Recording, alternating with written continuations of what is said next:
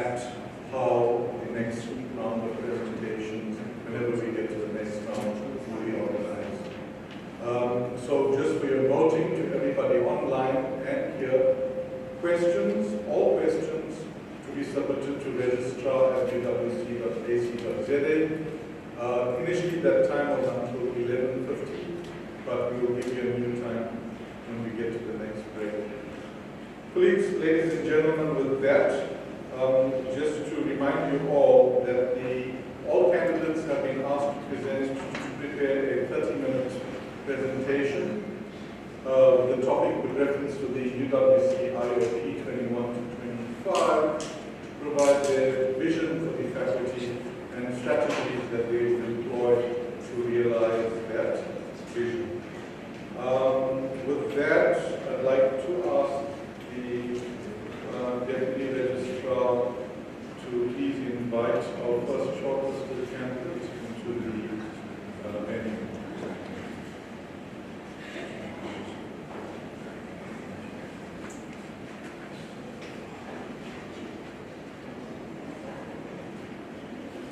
Ladies and gentlemen, please put your hands together.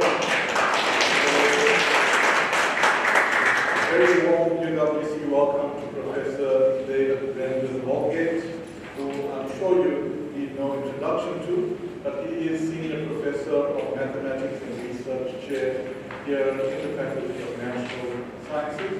Professor Holgate, you have your presentation topic. 30 minutes. Time has been managed by colleagues in the Secretariat here.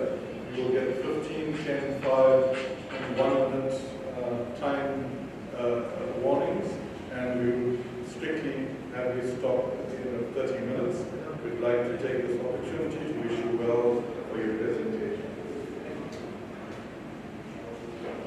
Thanks, colleagues. Thank you for the opportunity to speak. Shannon explained to me that the delay was actually part of the interview process, just to see how well I cope with stress. So I'm sure that I've started already. Yes, so let me get going. But I was asked to share my vision, and more particularly, I think this is good.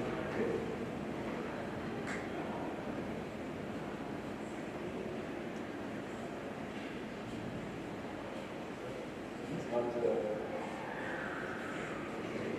exploding. I'm doing it last time.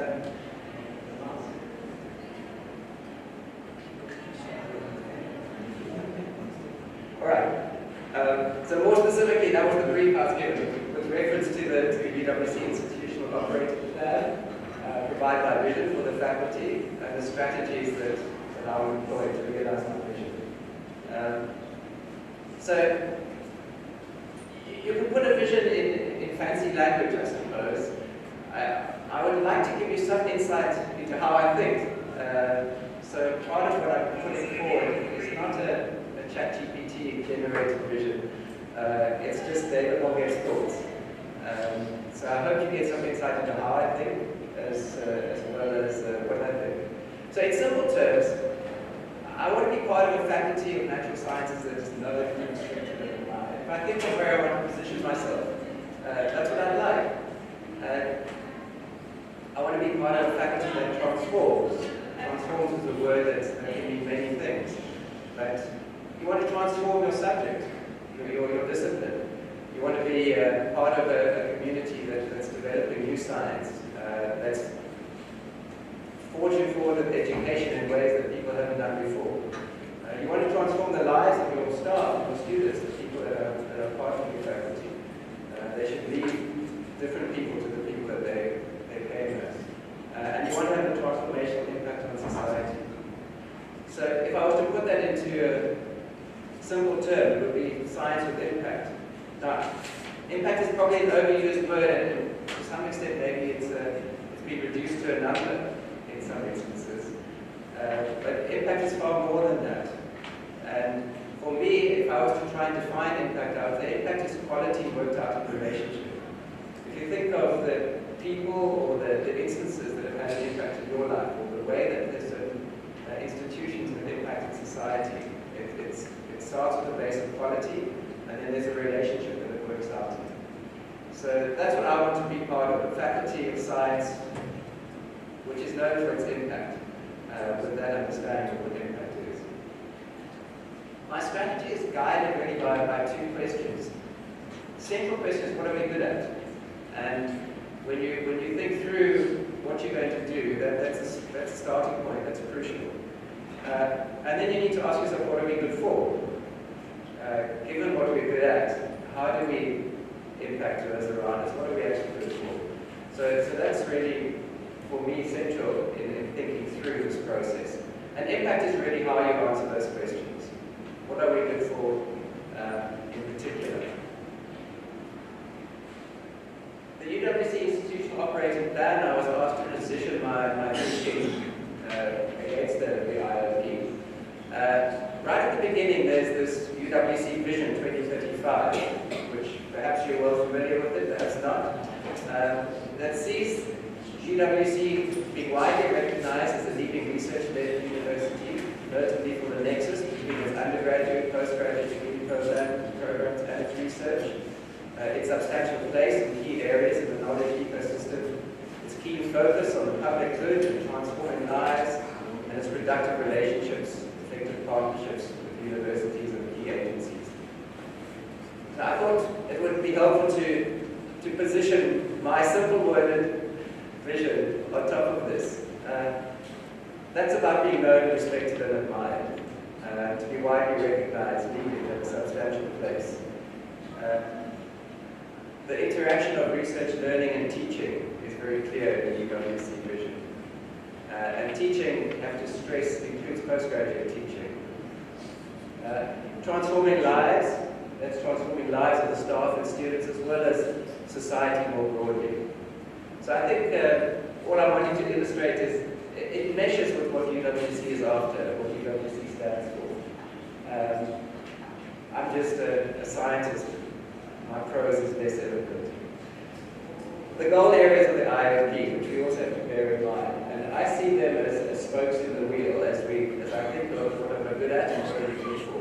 So there's the student experience, learning and teaching, research and innovation, people framework, financial sustainability, public domain, development of our campuses, and leadership and governance. So those, in trying to communicate my thinking as I put together a vision, I see those as spokes in a wheel, more than a checklist or a menu that you work through. They work together, many of them work in tandem or more than that. And you can't really separate them in many instances. They all work together. So, the last thing as I prepare and think through my vision is what sets UWC apart? And probably the most fundamental is that our value system is people-driven. I think that's crucial to the identity of UWC, and that will be crucial in informing our vision. People are the center of our vision and our strategy. We have a history of scholarly defiance is the best way that I could put it. That we talk about being the university of the left, which maybe is something that you can argue about what that really means. But I think scholarly defiance defines as well. That based in scholarship, but backing the system to a certain extent, as well as standing up for what we believe. And we're aware of our heritage, but we're not bound by it. In fact, there's some aspects that we maintain proudly, but there are others that we proudly transcend.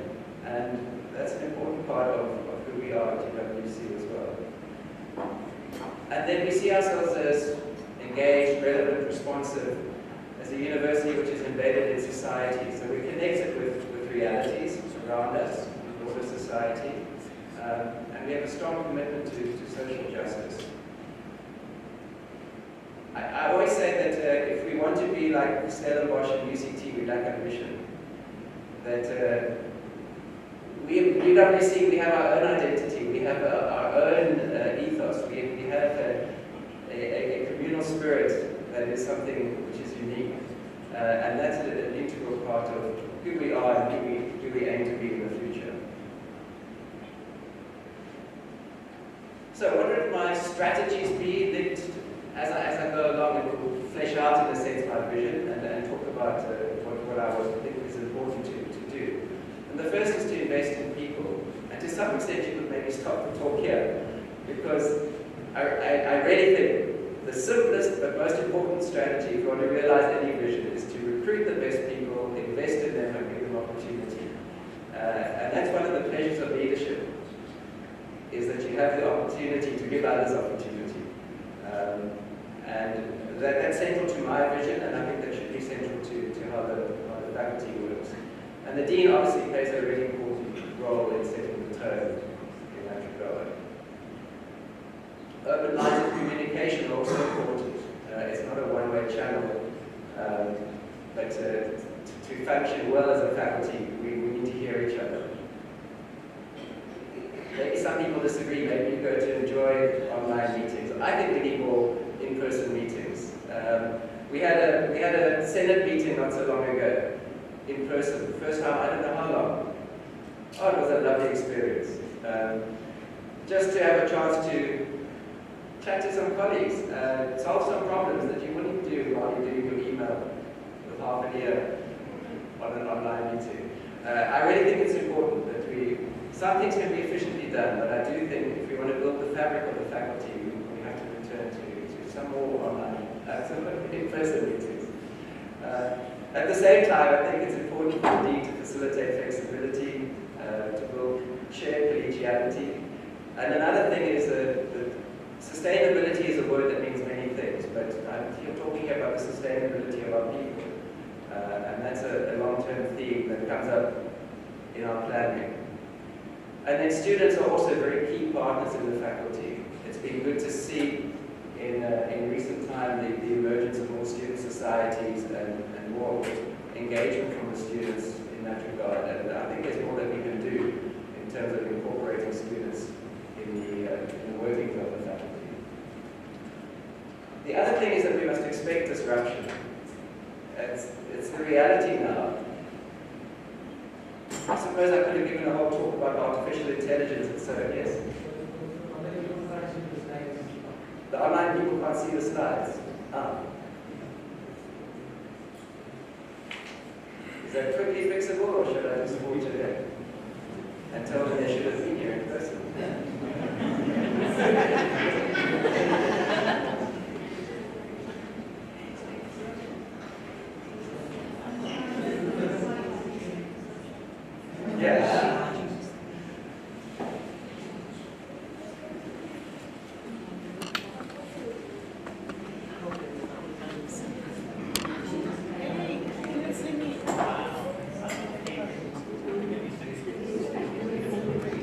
Shall I keep going? Okay, let me keep going. So AI is a big theme, and it pervades everything that we're talking about. Nobody's talking about the fourth industrial revolution anymore, in fact. Whereas a couple of years ago, that was the buzzword. Of course, they're interlinked. It's part of the same thing. And this is what we're experiencing now. So volatility, uncertainty, complexity, ambiguity, that's just part of life. And that to me is part of what the fourth industrial revolution is talking about. So we really need to work with that. And on the flip side is that we need to be flexible, adaptable, agile, think critically about what we're doing, focus on solving problems, on doing it together. So these are themes that are going to be very strong in how the faculty works through what is needed to work through. But it's very important that the heightened role of technology increases the need for human engagement. And I guess when it comes to AI, in the Northern Hemisphere, you could say there are academically two competing approaches. The one is, maybe you could call it the Elon Musk American view, where it's all about the technology. Whereas I think academically, Europe and Canada are talking more about the human impact of AI, the ethical sides of that, how do we integrate it into our... And we need to develop an African view of AI. Okay? We need to have a voice in what's the impact of AI. We need to be people who are not just worrying about whether our students are cheating. It goes so much beyond that. And it's going to pervade everything that we do, and we need to become masters at using it well. And linked to this is wellness, which is a theme that is ubiquitous as well. The wellness for everybody on campus, but also wellness of society as we work with this disruption, amongst other things. And then to come back to sustainability and the fragility of our planet. And the point is that these affect us all, but science has a particular voice to play and a particular role to play in addressing these.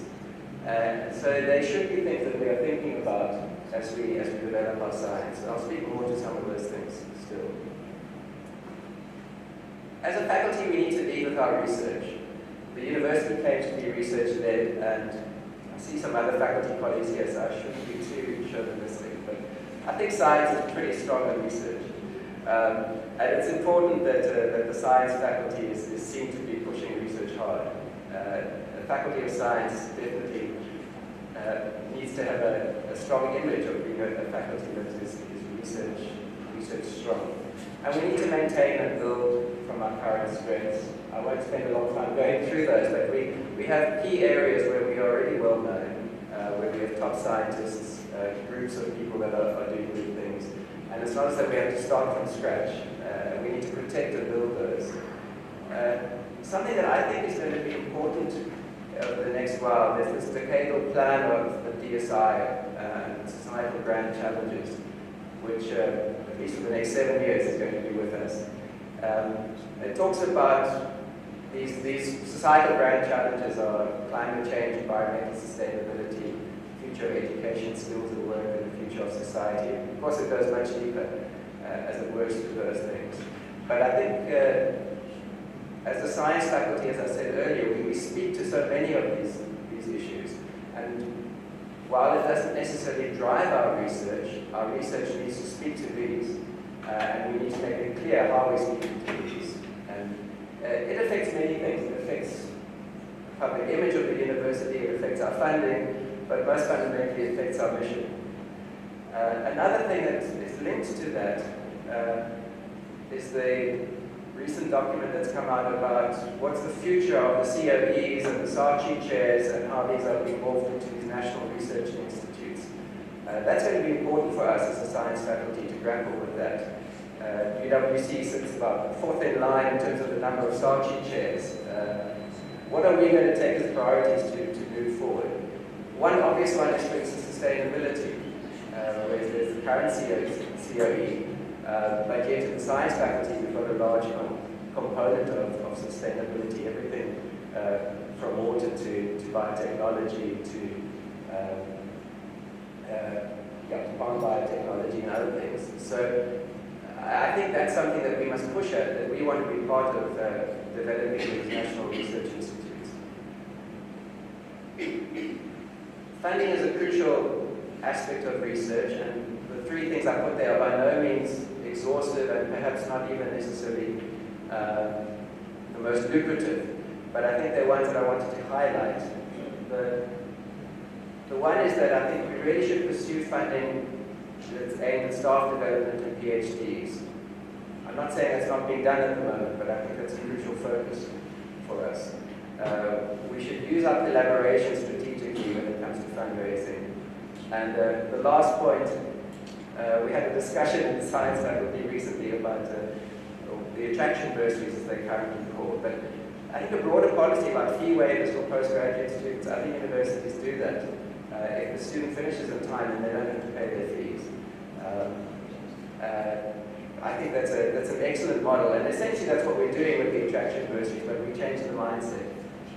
I think that would be a good way to work with our postgraduate intake. Another theme which is we're grappling with at the moment, and to some extent I always joke, I feel like I lit the fuse and ran away. I was Deputy Dean of Learning and Teaching, and I said we really need to work with changing our BSc, and I ran away. And other colleagues have carried on working on it, but it's a long-term project. That we need to redesign our undergraduate offering, and there are many reasons for that. The good is that the university's got policies in place that give us guidance and assistance that actually allow us to do this. So it's not as though we're fighting against the system by any means. There are many reasons for the flexibility, and it's not just to make life easy. It's in fact to develop something that is more valuable for our students. For instance, if AI is going to be so prevalent, we want our students not to be locked into a program where they can't take any computer science at all. I always give the example of we have the Sandby, which is a fantastic institute, but there's no undergraduate degree that feeds into Sandby because you can't do computers and the biological sciences together. You can't do mathematics and biological sciences. Those things need to be fixed.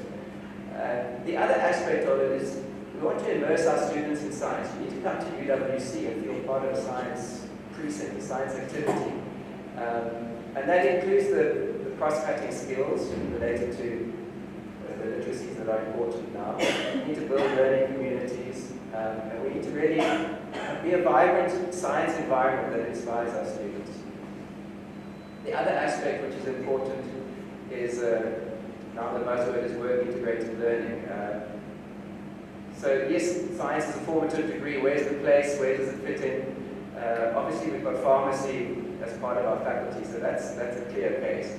But last week, we've got a relationship with the South African Graduate Employees Association, and they run internships which many of our students are taking part in now. There are opportunities like that I think as a faculty we should be pursuing, and getting our students to see that their education links to the world out there. Research, learning, and teaching. Sometimes I won't say I get angry, but I think people see me as a learning and teaching person. Maybe because I was deputy dean for learning and teaching, but I feel a bit offended because I'm actually a decent researcher as well. And the point is that these things go together. I think you can't be good at one without being good at the other. I think that if you really want to be excellent, and that's a message that I think is important in the faculty. I'm not saying that you have to be excellent at public speaking if you're a maths professor, but your research and your teaching really should be passions that work hand in hand. And then I'm just throwing this out there, graduate attributes should also be staff attributes. We talk about graduate attributes. I don't know if we reflect enough on what we're telling our students or what we're doing in the teaching environment. How much do we reflect on ourselves? We should all be critical thinkers. Are we really critical thinkers, or is it just a tick box? Oh yes, we're making our students critical thinkers. So those are challenges that I want to put out there. And the student experience is also the staff experience. We should be coexisting on campus and building into each other's lives. And then in terms of teaching and learning, I think we're still processing actually the impact of COVID. Some people are blended, some people are hybrid, some people are not sure, some people are, to be honest, I think some staff are at the beach.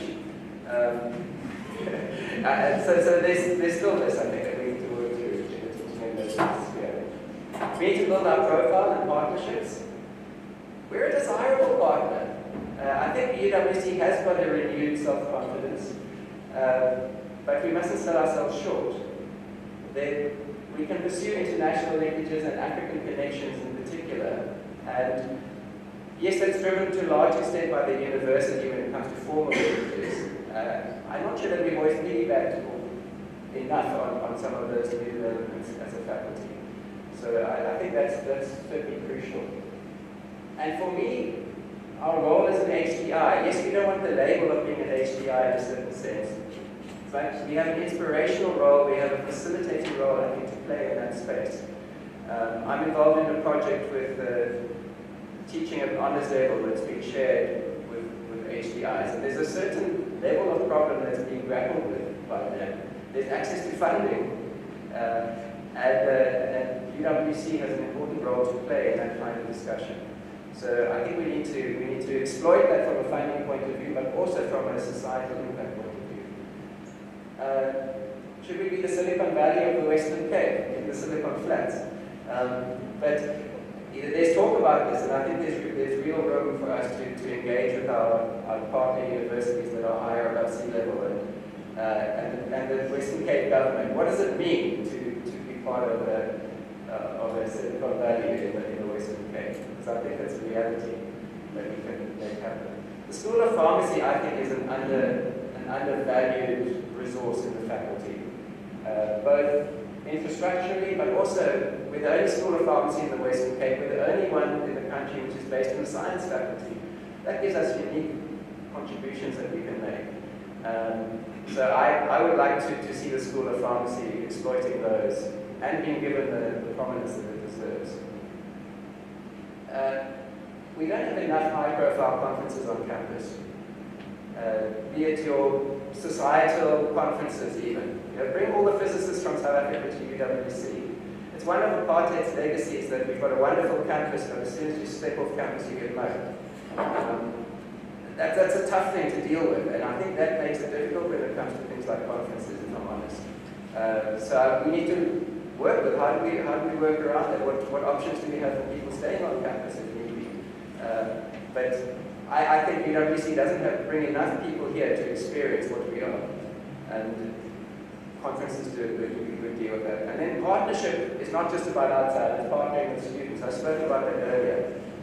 But the student societies, the student organizations, they should be part of developing our public image and what happens in our faculty. Diversity, we do have a lot of strength currently in diversity. And I was careful when I chose this word. Diversity is not about targets, it's about being the best. I'm talking about the mindset there. Of course, we do realize where we fall short. But the reason we pursue diversity is you can't be the best if you're not diverse. And I think UWC has enormous strength already in that regard, certainly in the region. But if we have that mindset as to what diversity is about, I think that will help us in cultivating it more. And it's not about survival of the fittest, it's about nurturing the best people. Sometimes they will leave us, but that's okay. If people come from a good family and they do good stuff elsewhere, the family still has a good name. So I think we need to have that mindset that we're nurturing. It's not about the jungle. And the other thing that we have to be careful about is, as we become a university of choice, or whatever language you want to use, we don't want to be involved in perpetuating privilege.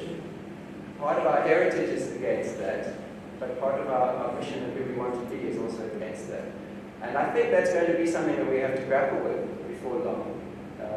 How do we make sure we're not just skimming from the top, that we really are giving people opportunity when they come to UWC. One weakness that we have, our undergraduate proportions of female and male students is good, but the postgraduate level is not so good. And I think we should prioritize that. We don't have a desk within the faculty that speaks to this strongly. There's no common overt effort to address this question, but I think it's an important question for us to come to grips with and see how we can increase female postgraduate enrollments. And I mean, I've been working with some people in the mathematical spheres around mentorship and that. There are pockets. People have done it in chemistry, people have done it in computer science, but I think as a faculty we need to give more prominence to this particular issue. Our facilities, we need to maximize and enhance. We've got great facilities. As I said earlier, we want a precinct where students engage with science. We want that image to come across.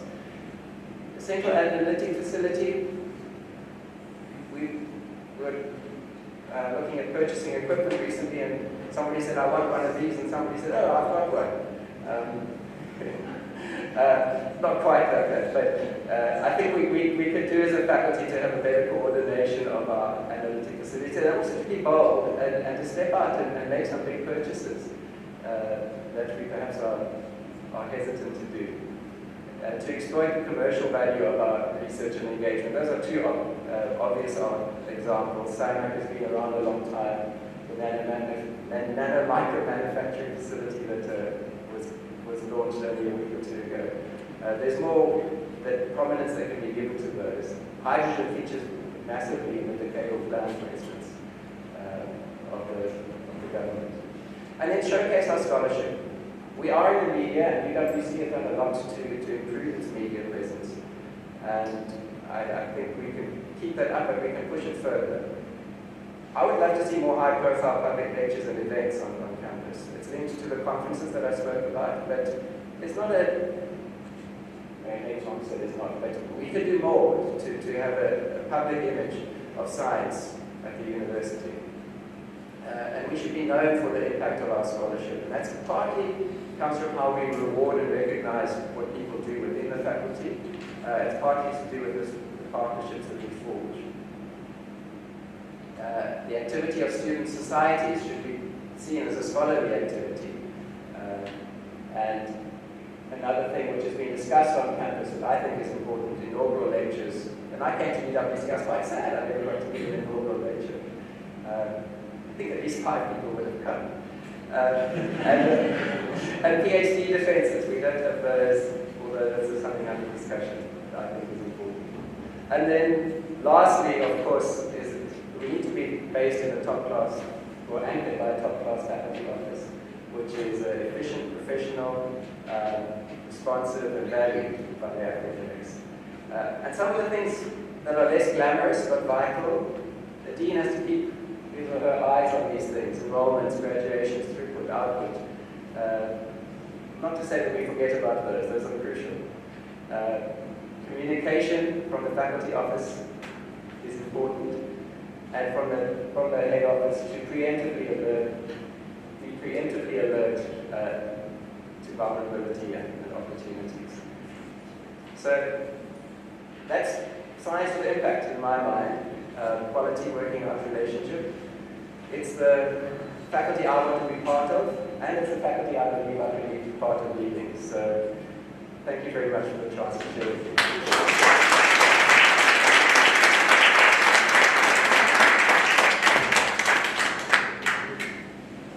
Thank you very much, Professor Holgate, for your presentation. As you know from our process, there won't be any questions here, but everybody online and here are making questions, and those will be incorporated with the SACC meeting later this afternoon.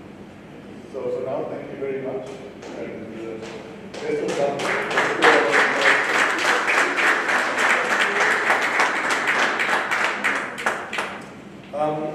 Colleagues, ladies and gentlemen, please I do hope you have been noting those questions, and it is to be sent to registrar@uwc.ac.za. Just in terms of altering the timings for the rest of this morning's program, we are now just going to 10:08. We will have a 5-minute in between. The next presentation can start at 10:15, which will take us to 10:45, a 5-minute break thereafter. The last presentation from approximately 10:50 until 11:20. Questions to be emailed until 12:15 to registrar@uwc. I'm going to remind colleagues online as well. Questions until 12:15. Please ensure that you are explicit in saying to whom your question is being posed. Thank you. Okay, just so within 5 minutes we will introduce the next, our next candidate.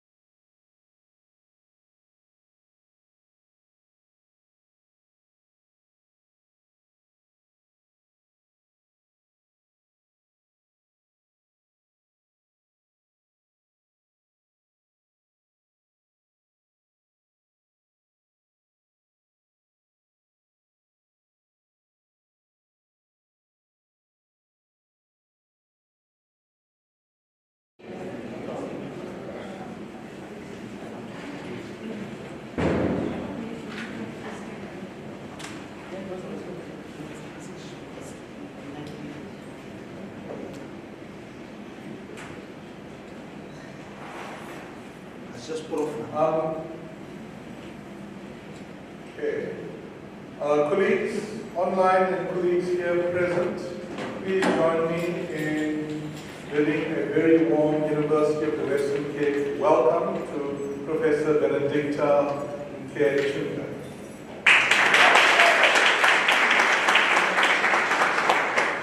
Professor, you are more than welcome. And as you know, this is part of our process for the Dean's election. And we thank you for your interest in the Dean's position, the Dean of Natural Sciences. Colleagues, Professor Nkechunga is currently a Professor of Physiology and the Acting Executive Dean in the Faculty of Natural Sciences at the Walter Sisulu University. Professor, we wish you well with your presentation. You have 30 minutes as per the topic. The timekeepers are down here. They will give you 30, 15, 5, and 1 minute warning. But we'll strictly stop you at the end of 30 minutes. Over to you.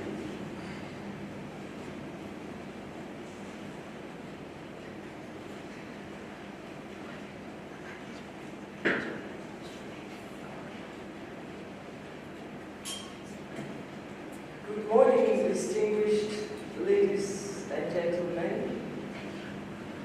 I consider myself highly honored to have been given the opportunity to present a vision and strategy for the Faculty of Natural Sciences in the University of the Western Cape. Before I continue, may I request your permission to say all protocol observed. I would also ask for permission to update my status. I am no longer the acting dean of the Faculty of Natural Sciences. There is an executive dean, a new executive dean of the Faculty of Natural Sciences. So I would like to talk to you this morning about a vision which I would like to propose for the Faculty of Natural Sciences, which is based on the Institutional Operational Plan 2021 to 2025, as was instructed by the Director of Human Resources.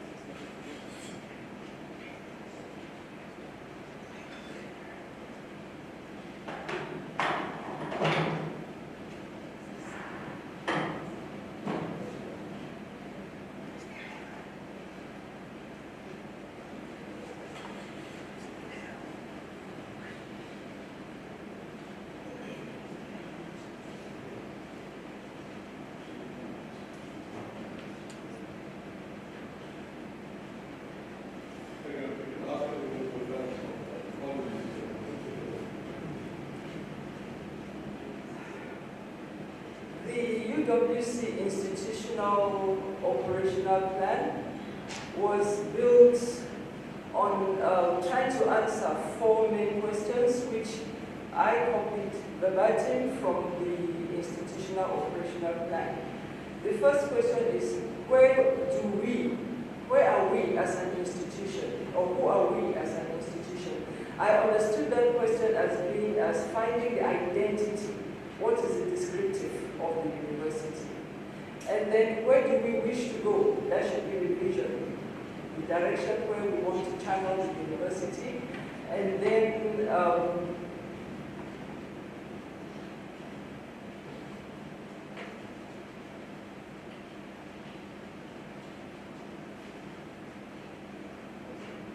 how do we get there, which is to say, what are the strategies that we are going to use to get to that place, and then how shall we know if we are making progress? This, to me, I understood is a continuous self-evaluation and monitoring to make sure that we stay on course to get to that destination and to achieve the identity that we have defined in question number 1. So my presentation plan, I'll just give you an overview of the institutional operating plan, or operational plan, which I copied again from the document, and then I talk about a SWOT analysis, and then the vision I have and strategies to accomplish that vision.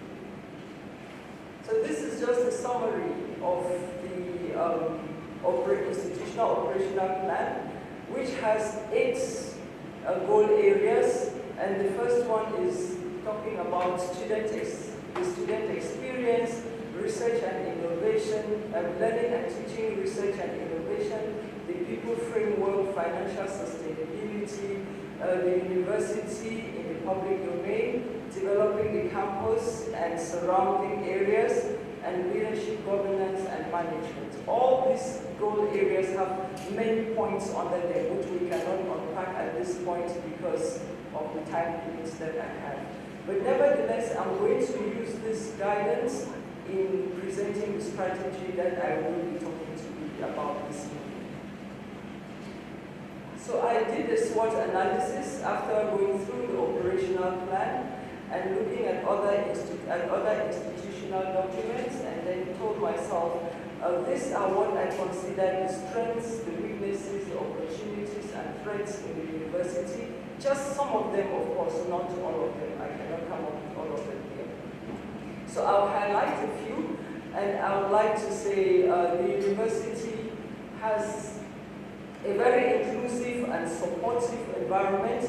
This I found as part of the Siapumelela project, which ended in 2023, and I hope it is being renewed, which was used for supporting students to improve the throughput rate and student success.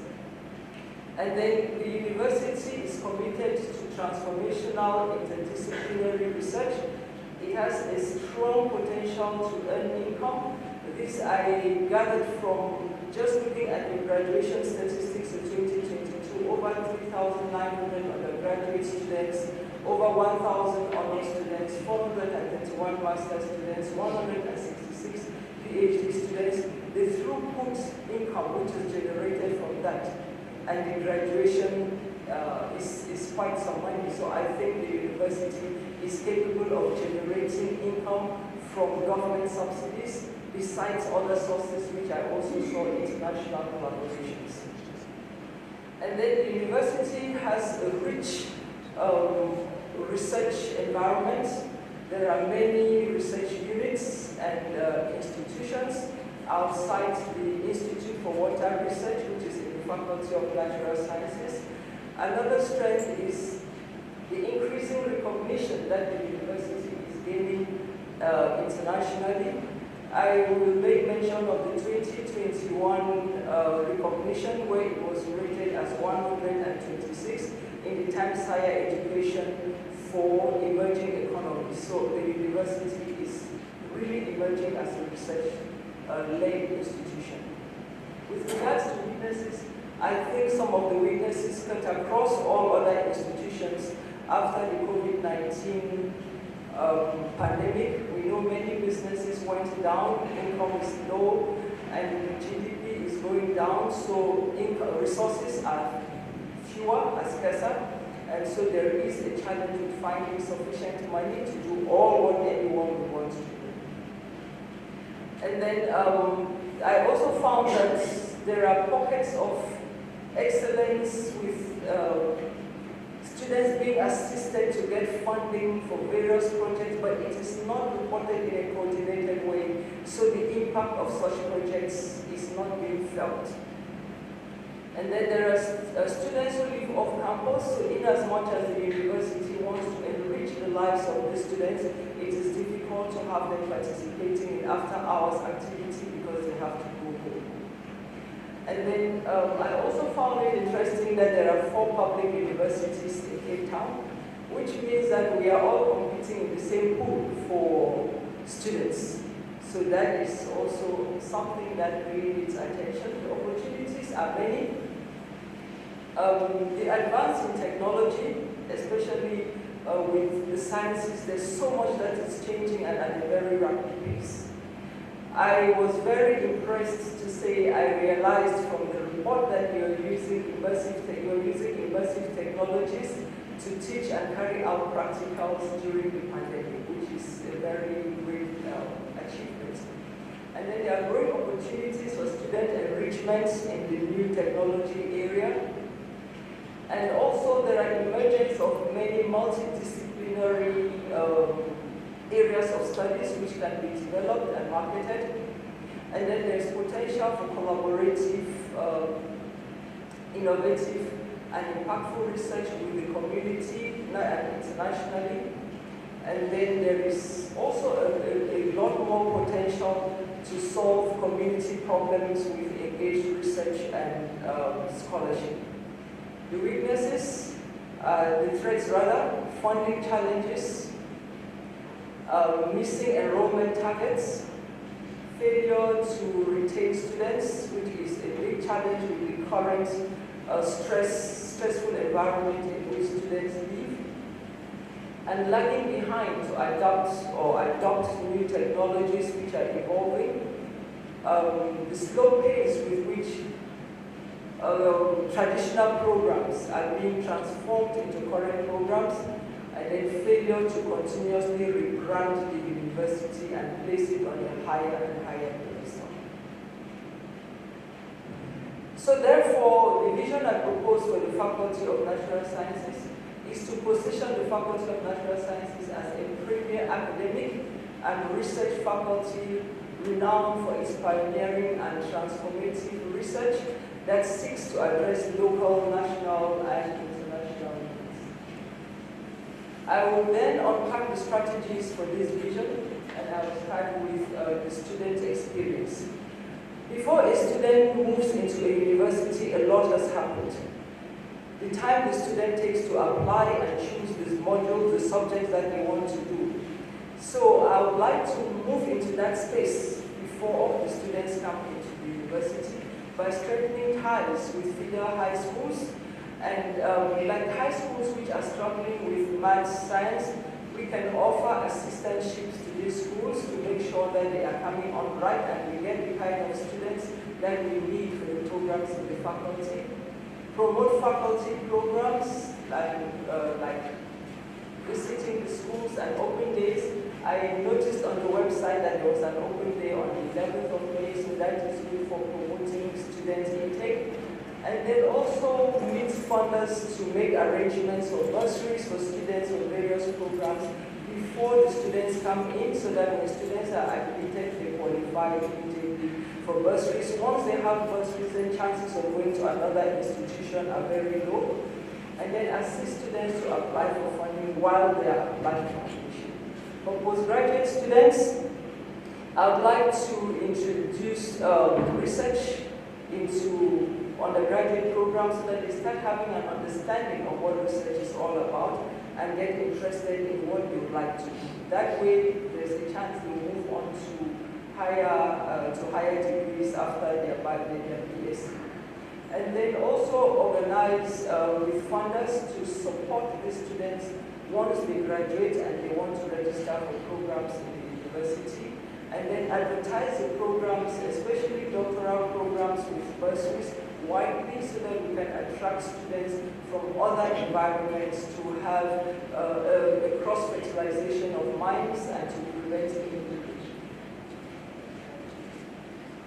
Then upon arrival at the university, I'll facilitate a comprehensive orientation program so that the students can have a sense of belonging and understand exactly how the new environment functions. This is important for preventing dropouts. Also, I'll organize skills and self-development seminars like academic success. There's a lot of stress in the environment, resilience and stress management workshops, as well as conflict resolution, because increasingly we hear of students hurting each other over very little things. If they have skills in conflict resolution, such matters will be addressed. And then strengthen peer mentoring, so that if a student has a problem, they know who to turn to ask for help. Who is the friend or a classmate or a schoolmate, not a staff member. And then career motivational talks are very important, especially from influential alumni, so that our students don't always think, if I did not get into medicine or law, I am not on the right track. I always have to try to get out. Facilitate community building activities for retention.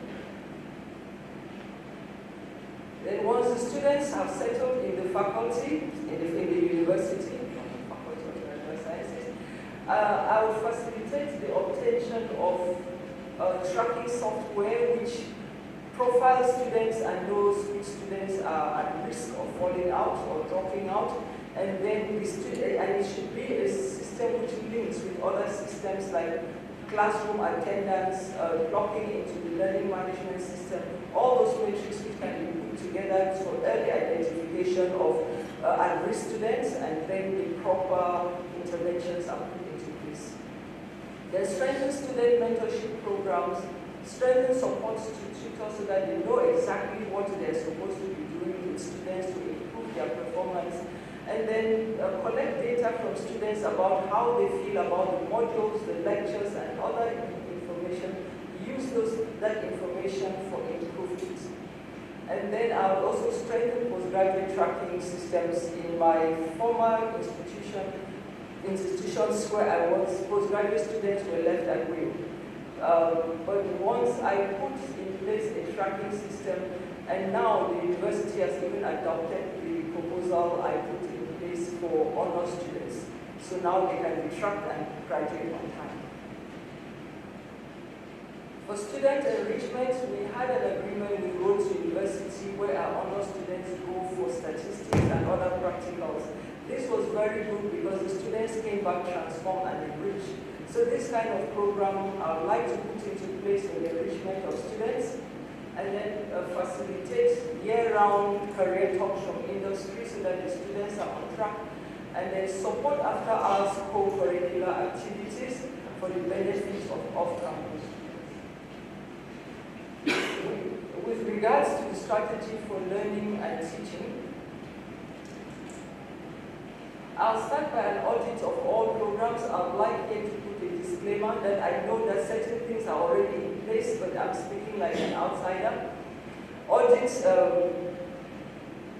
all programs for their accreditation status, and review current programs to ensure that they are relevant, they have relevance and currency. They prepare the students for the job market, and they have entrepreneurial skills for the students to set themselves up if they are not working for someone. And then establish a calendar for review of programs, and create advisory boards which will keep the faculty abreast with happenings in the industry. And this information will be processed in such a way that this feedback is reflected in the review of the programs. And then develop attractive programs that students would like to go to UWC Faculty of Natural Sciences for those specific programs, because they're not just offered anywhere. And these programs would be, for example, marine biotechnology and blue economy, so it's multidisciplinary. And then these programs, it would also be good if they can can be flexible so that students can attend online when they want and when they are available. With regards to innovation, I would like to promote the use of immersive technologies. For example, I facilitated the use of some of dry practicals which are computer-based for physiology. And it's just adding things and the student is not really part of it. But if we can use like augmented reality, where the students can dissect the frog or the rat in there and see the parts, it is going to add a lot of value. It will cut down on the cost of buying these rats, frogs, reagents, and so on, and it will be cost-saving. And then I would also like to identify postgraduate programs which lend themselves to online teaching, so that those who can really afford and those who are working, they can take such courses at their own convenience. With regards to research, I would like to create a conducive environment for research where everyone feels empowered to be able to participate in research and promote both national and international partnerships for both research collaboration and funding application. And then promote research teams which comprise of experienced researchers, seasoned researchers, and emerging researchers, so that they can work together for mentorship and handover. This will ensure that there is succession without trouble, and if one of these staff members leaves the institution, the projects can still continue. I would also like to establish a grants writing and review committee which will ensure that proposals that go out of the faculty are good enough and stand a great chance of being successful. And then increase the number of NRF-rated researchers. Those who are NRF-rated will be assisted to get higher ratings, and those who are not yet rated will be assisted to apply for rating, and also assist young academics to get involved with national initiatives like Tutuka funding and the future professor programs, and also assist with increasing the research output. Then we all know that postgraduate students are very important assets as far as research is concerned. So I will provide support for postgraduate student supervision, that is to the supervisors, to make their work easier, like looking at workload, and then also sourcing funding from various companies and stakeholders, and use this to advertise for competitive positions in the faculty for PhDs, and that way we can attract good students to the university who will contribute. And then with regards to the people framework goal, we know that the technology is causing a rapid change, so reskilling of staff members is very important to use the upcoming technologies, and then those who don't have PhDs will be supported, or master's degrees to have higher degrees, and also facilitate wellness seminars which will take off some of the stress and the problems in the environment, so that staff members can focus on their research and other work that they have to do. I will also participate in monitoring the goals and the targets of the faculty to ensure that we get there. With regards to financial sustainability, I will ensure that all programs offered in the faculty are viable, so that we do not lose money through offering bogus programs, and then programs which are not sustainable rather, and then support timely completion of students from academic programs. We know if they complete late, we do not earn the throughput subsidy. And then develop market-related, high-demand, short learning programs, some which will be face-to-face, and others which should be online and self-paced.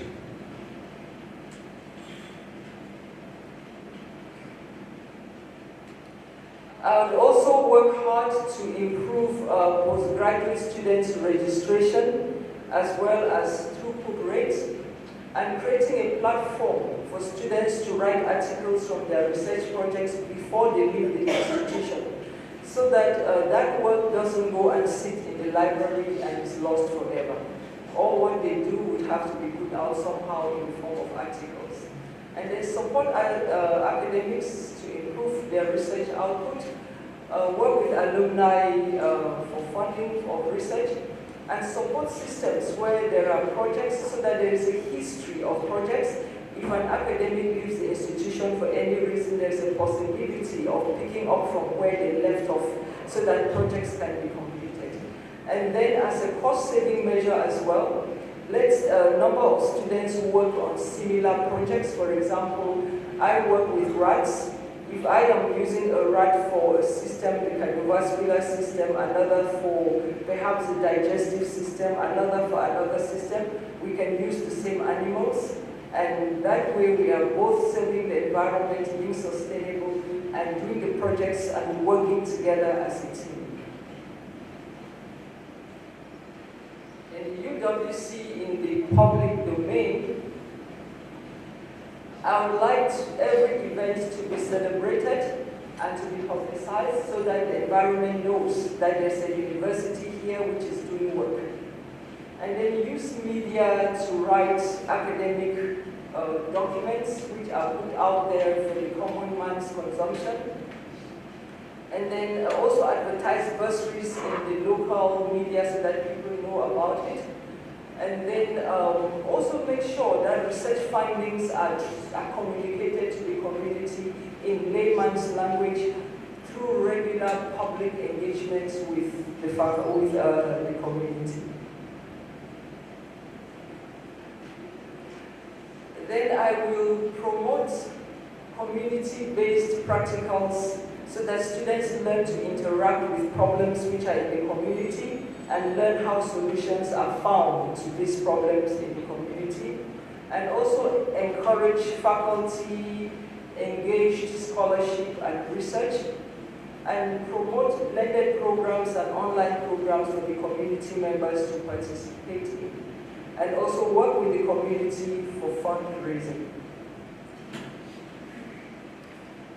I will design standard operating procedures and monitoring tools to ensure the effective governance and management of the faculty, and establish intergenerational leadership teams to ensure succession, then promote and attract and retain talents, both staff and students, and then promote ethical leadership in the faculty. I believe that with the vision and the strategy that I have presented, if given the opportunity to implement them, then we will be able to, the Faculty of Natural Sciences will contribute positively and greatly so to the university's Vision 2035, which says by 2035, the University of the Western Cape will be widely recognized as a leading research led undergraduate and postgraduate degree programs, and its research endeavor, its substantial place in key areas in the knowledge economy, its key focus on productive relationships and effective partnerships with universities and key agencies in Africa and beyond. I thank you.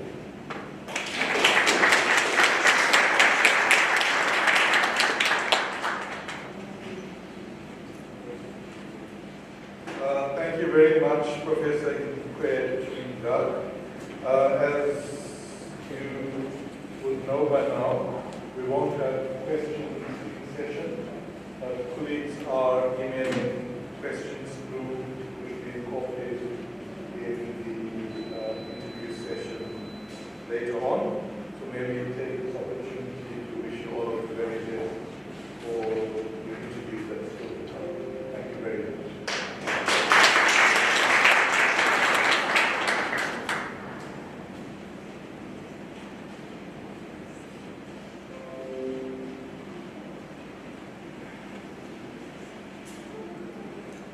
Colleagues, there'll be a 5-minute break before we have the next candidate.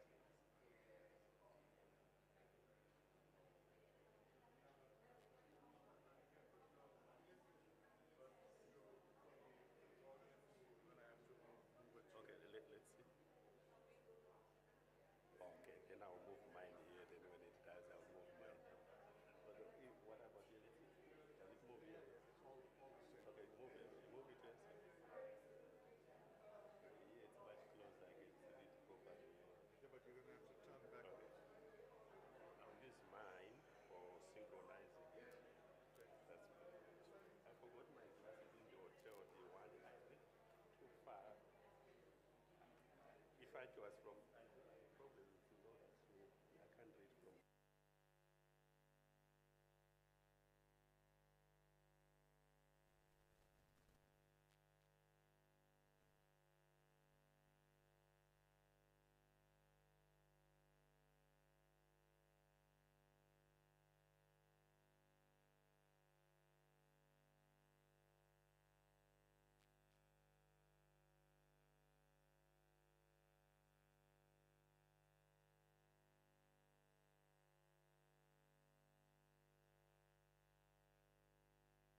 Ladies and gentlemen, colleagues, could you take your seats? Welcome back to colleagues online and colleagues here in the venue. It is my great pleasure to introduce to you Professor Celestina Viriri. Please put your hands together and give him a warm UWC welcome. Professor Viriri is a professor of computer science, Dean and Head of School of Maths, Stats, and Computer Science at the University of KwaZulu-Natal. And Professor Viriri, you have your presentation topic and 30 minutes. The timekeepers are there who will give you 15 minutes, 10 minutes, 5, and 1 minute. But we'll stop you strictly at 30 minutes. Best wishes for your presentation, and we've got you all set up here. Thank you.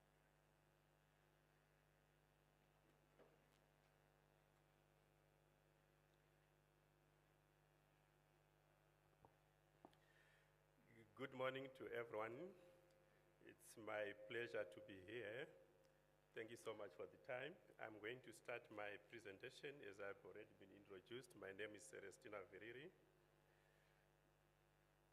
The topic that I was given for this presentation is with reference to the University of Western Cape Institutional Operating Plan 2021 to 2025, provide a vision for the faculty and strategies that you will employ to realize your vision. So this is the topic that I was given. Although I could say we are now in 2024, we are talking of the vision that is 2021 to 2025. I'll synchronize that as I move on. To start my presentation, I had to look a little bit on the history, into the history of the University of Western Cape, so that we can properly position ourselves. I've realized that the University of the Western Cape has just celebrated what we call the 60th decade anniversary in 2020. And it's also a well-known institution as far as trying to fight oppression, discrimination, and disadvantage in the modern day South Africa. And it's one of the institutions as well that is on the forefront as far as transformation is concerned, as far as unique academic role is concerned, and as far as equitable and dynamic nation is concerned. So this is the history that gives us the importance of the University of Western Cape, that as we move forward, we need to be knowing where we are coming from and where we are going to. And at the same time, today we are living in this fourth industrial revolution. We do acknowledge that a new form of higher institute of learning is emerging, especially when we coming from the pandemic that we were in. We realize that the pandemic sort of came in as a catalyst for the universities to chart into the new form of teaching, virtual laboratories that we thought would never exist. And on the same note, we can also realize that we do require a new form of faculty of natural science that is required in this fourth industrial revolution era to leverage contemporary University of Western Cape in achieving its vision 2020-2035, its mission and values. When I try to look at the introduction, introducing the Faculty of Natural Sciences, which is the information that I got from the website, it might be maybe outdated or something. I assume it has got its own, it could be correct. That the Faculty of Natural Sciences has got 9 departments, 1 school in pharmacy, 5 research institutes, 3 units, and also some niche areas that have been identified. And this faculty, for me, it's a unique faculty that embraces what we call the core sciences that are driving the STEM in today's era. And it should form what I can regard as the nuclear or engine of transforming teaching, learning, and research in any university, especially to meet the demands of the fourth industrial revolution and also to achieve all the vision that we have for 2035, the mission and the goals as such.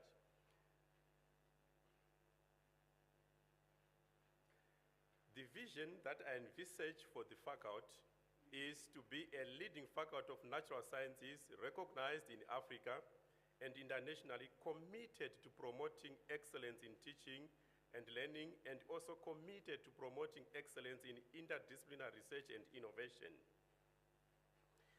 And accompanied to that, the mission that I propose for the Faculty of Natural Sciences is to be a preeminent faculty of choice in the country and beyond, that is excellent in teaching and learning, innovative and collaborative, impactful research, and critically engaged in contemporary societal challenges within the fields of natural sciences. That's the mission that I do propose for this. And as I said to start, that we are looking at the period from 2021 to 2025.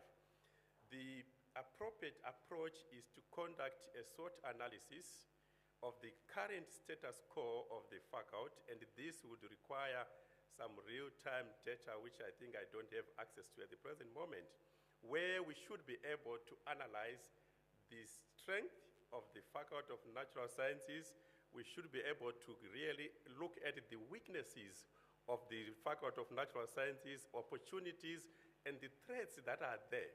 And that will position us to see what is the way forward that we can in trying to model and build a better Faculty of Natural Sciences that we all admire.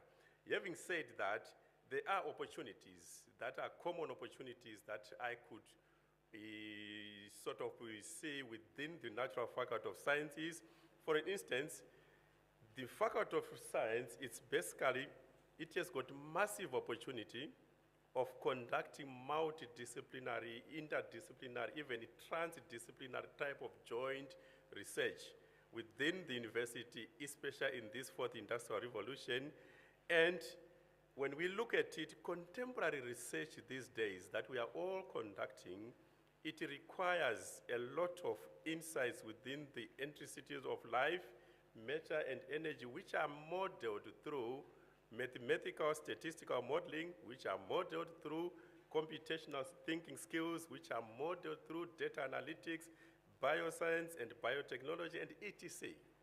So we do have opportunities of also developing innovative service courses for other faculties that we can use to impart the IT skills, applied artificial intelligence skills, environmental sciences that we can use for sustainable climate changes that we are facing, etc. And at the same time, there's quite a lot that we can tap in as the Faculty of Natural Sciences. There are quite a number of emerging interdisciplinary fields that we can look at. For argument's sake, quantum physics, we do have data science. When you look at data science, it brings in computer science, mathematics, statistics together, then the domain data from any other field, even within the natural sciences and beyond the natural sciences, that we can do so that we can be able to extract some insights within the given data. We have got also emerging fields like bioinformatics, biotechnology and genetic engineering, artificial intelligence and machine learning, applied artificial intelligence and machine learning. In today's era, every field or form of learning requires some artificial intelligence sort of. We all we are all grappling with the climate change that is around us. There's emerging fields within the environmental science and sustainability. These are all the possibilities and opportunities within the Faculty of Natural Sciences.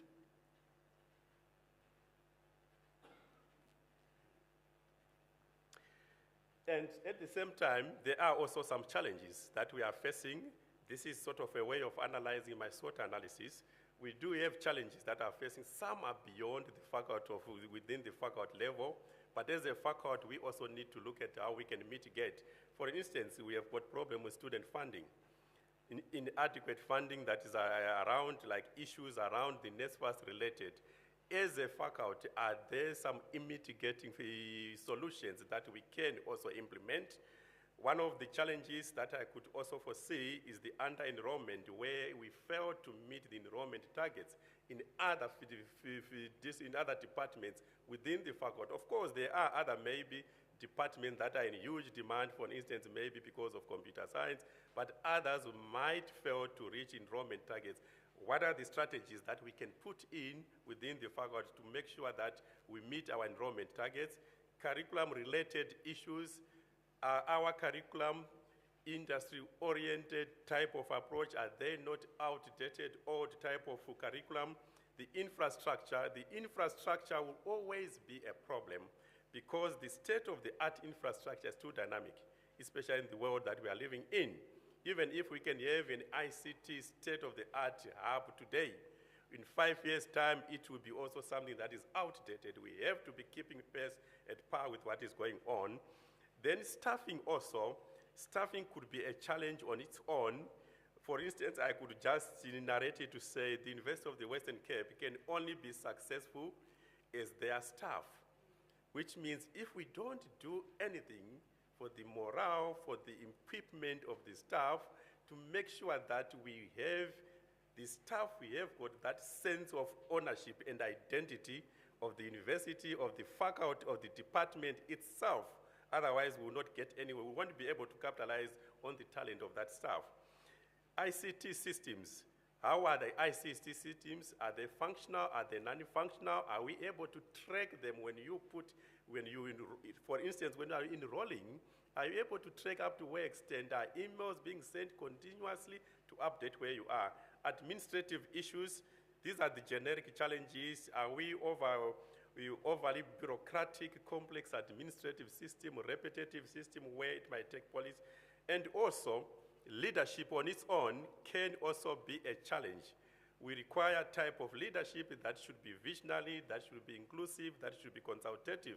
I believe in academia there is no politics, it's not a playground for politicians. Then, having said that, in order for us to achieve the vision of excellence in teaching and in learning, we need to come up with a strategic plan for the faculty. And within the strategic plan of the faculty, we need to have a strategic for teaching and learning on its own. We need to have a strategy for our teaching and learning because we want to achieve excellence in teaching. As the faculty, we should aim to attract students that have got high potential to its degree programs that can finish in record time. And what are we putting in place to attract such students? We need to be able to develop excellent curriculum. These curriculum, they should be made up of degrees that have got strong industrial links, that are updated, that have got clear path, and will make graduates' employability very high. And also, as a faculty, are we able to form some advisory boards, advisory committees that are relevant to give us input as far as our curriculum review is concerned as a faculty in all the departments? There are benchmarks that we can identify within the faculty itself in terms of benchmarking nationally and international norms of our offering within the faculty itself. And also, for us to achieve excellence in teaching and learning, the drivers to this is basically the staff. What are the mitigating factors that we do have in the faculty in order to capacitate for that excellence teaching and learning in terms of support to the staff that we do have? We might have, I don't have the statistics to say how many staff do we have that still do not have PhDs. Are there programs that the faculty can implement in itself to support such staff so that they can complete the PhDs, and also progression type of facilitation that we should also be implementing?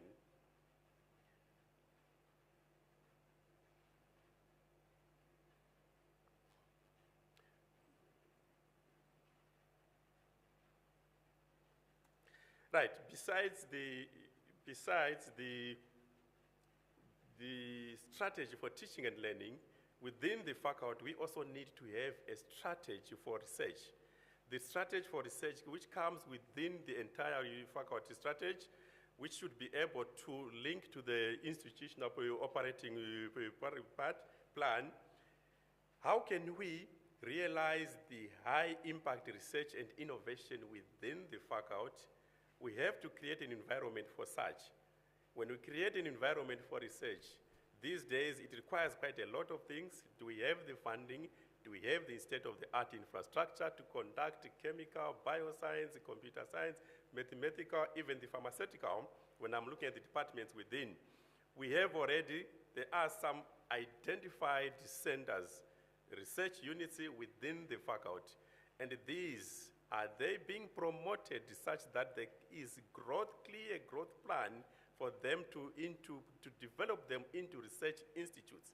As they are being developed into research institutes, are we also coming up and identifying other niche areas that can also be developed into research centers, into also research units? And also, one other strategy in terms of research innovation that we should also look at is how do we recruit staff and retention policies, our recruitment and retention policies. They should be able to attract and retain academics that have got proven records, such that we can build around our own and also start growing our own timber. And we should also implement effective marketing recruitment strategy to attract qualified postgraduates, because these are also the drivers of the research within any institution that we can. And also, some of the things that we can do within the faculty level, at the department level, we should also maybe to have our own faculty research days, our own faculty research seminars. And these research days and research seminars should also be disseminated to the departments, to have departmental research seminars, research days that can bring us together and have sort of our own also research strategy as well. And another part that we can look at in far as development of the research strategy is we have to come up with a mentorship program that can capacitate people to equip them for research, for proper research supervision, in the same way that we do capacitate staff for excellence in teaching and in learning, is the same way that is also required in the research. How can we also foster and strengthen our links with the industry partners? There are links with the industry partners. How can we also aim for more? How can we also strengthen and nurture those relationships that we see them being fruitful for the university, for the faculty, and for the academic projects? And we also need to be able to develop some initiative that also support early career academics. If we do not support early career academics, it means that we are doomed to reach a stage where we cannot function. Hence, this is the young generation that will take over for the university to move forward. For us to celebrate 60 years, there have been change of batons from one era to another era. There are also established and research entities in the country and beyond the country that can assist us in generating some research grants. For argument's sake, if we do have, we need to really take serious the CSR engagements, the NRIF, the NITEX, the Department of Science and Innovations. There are several calls that are made left, right, center. What are we doing about that beyond the national? We have got BRICS, we have got EU, Erasmus, all these. There are now calls that are made for research grants that especially is supporting the southern part of the sub-Saharan Africa for us. We can take advantage of this and have a clear strategy as a faculty to say which ones are we clearly targeting for us to do this. And also, we also need to be able to support some research awards within the faculty on our own. There could be university research awards. Can we make our own faculty research awards? Can we also encourage ratings applications? Can we also encourage membership applications that are supported by the faculty itself, not when you go for a membership accreditation, a membership registration, it becomes your own fault, you have to pay for your own. At times you can't sustain it. We should have those policies that should be able to support that. Then also, we also need to look at it beyond the research strategy. We also need to have an internationalization strategy. And this internationalization strategy, for us to realize excellence in our vision and mission of being excellent within the country and beyond, we should have an internationalization strategy. How do we establish some international education research hub that are led by research professors? What is our strategy as a faculty as far as recruitment of international postdoc and postgraduates, even undergraduates as well? An university will never be any university without international students. Do we have a policy in place for the recruitment of just visiting research professors that we can collaborate with in different research areas, in our need areas as far as the faculty is concerned?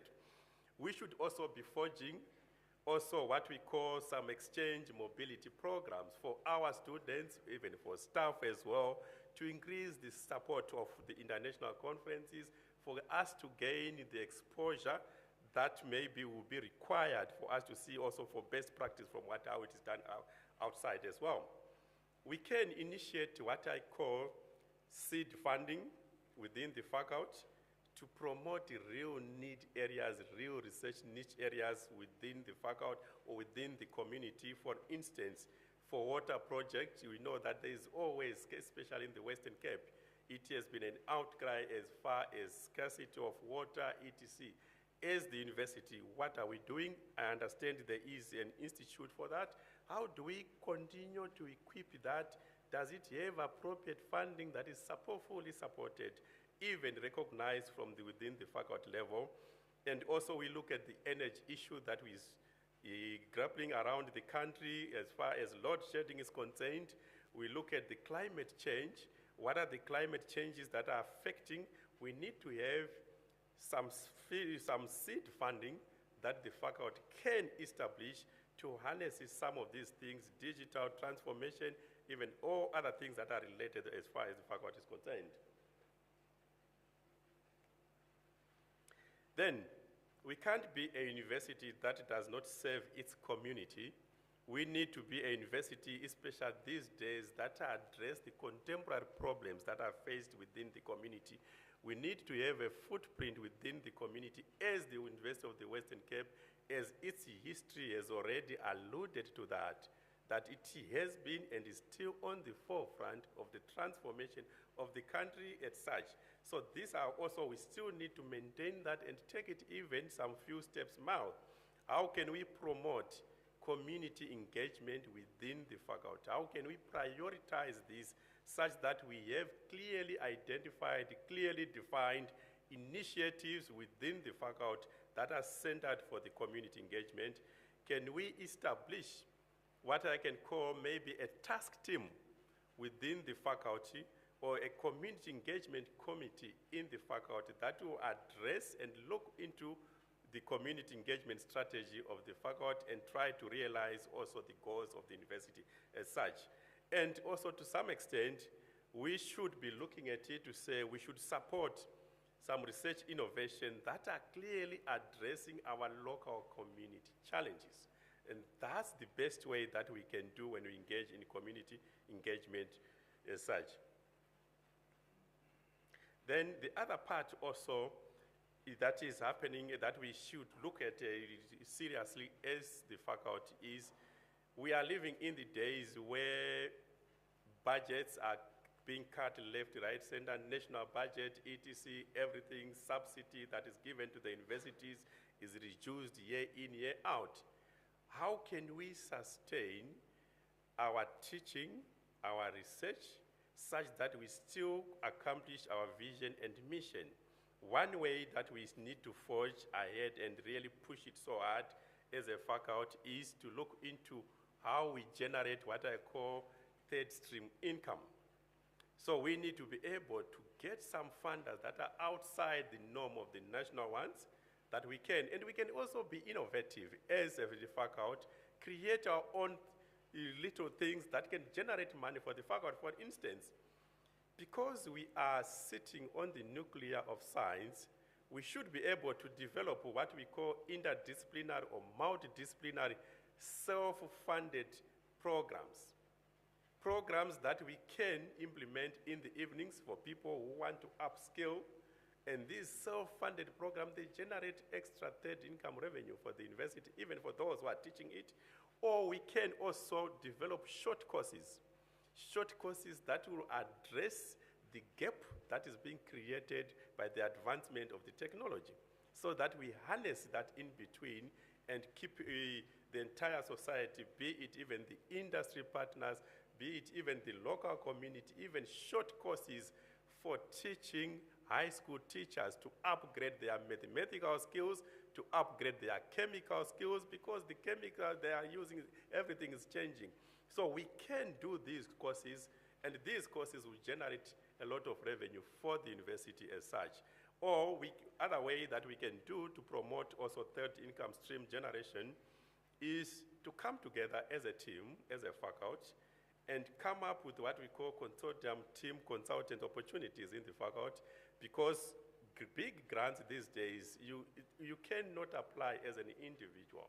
You need partners from different sectors to be able to get some grants. And we can also generate some income, especially if we have a clear understanding on how copyrights, patenting, licensing, and knowledge transfer is done. Most of the time as researchers, we do publish groundbreaking results, and we just give away those copyrights because we don't really understand what are the importance of that. We would need maybe some legal expert to come on board here. And another aspect as well is we need to look at commercialization of our research outputs. How can we start to commercialize our research outputs such that we can also be already in the competitive of developing that? So that's another part that we can do for that. And also, as a faculty, I'll just mention to say we need to have what we call a service charter. Service charter, which is just for excellent services that we give to students and to each other. There is no way an email within the faculty can reach to someone and you take 5 days to respond to that. Let's have clear 24 hours. It says to be attended to. Those are small best practice that we need to do on the administrative part of it. It's other part that we can look at it. And also, the recruitment strategy that we do for these students that we are looking, we need to have a clear recruitment strategy, develop publicity for the university. We have to also have direct contact with the students in high schools. And also, people are using social media. How can we harness social media to our advantage of we may be in the recruitment part of it? And we need to establish also relationship with other institutions that do not have the capacity to enroll students in postgrad. For instance, there are new universities that are coming. Can we sign a memorandum with SOPLACI so that we take all their postgraduates and train them here? It's to our advantage while we are building capacity for them. I saw as I was coming in that we had an open day. How can we each year innovate on those open days such that they become really something that we need? And also, do we have some fundraising within the faculty that we can? And lastly, as I'm just rounding up, the administrative support. At times, we concentrate on the academic only and do not concentrate on the administrative professional support. How can we keep them upskilling our technicians, our all administrative? How can we have them also on board as we move forward? And lastly, we need to have an inclusive environment. Inclusive environment that is, because we are in a diverse community, diverse ETC, everything, I could say we need to have what we call a joyful community for everyone. Value, respect, and respect members from underrepresented groups in science, from rural, suburban areas of different genders, different race, different ethnicity identities, and etc. Because some of them could be the first generation university students from those communities. And it really means a lot for them. As I wind up, this is just the last part that I was going to say. The strategic plan that I have, it has got the values, the goals, and the enablers. The key enablers that I have here is teaching and learning excellence, service charter, research strategy, community engagement, internationalization, but these enablers needs to be implemented within the implementation plans. Has to be done within the departments. So as I wind up, I will just wind up by saying we should aim to make the Faculty of Natural Sciences the pioneer in connecting possibilities, which is the word borrowed from the institutional operating plan for the University of the Western Cape. Thank you.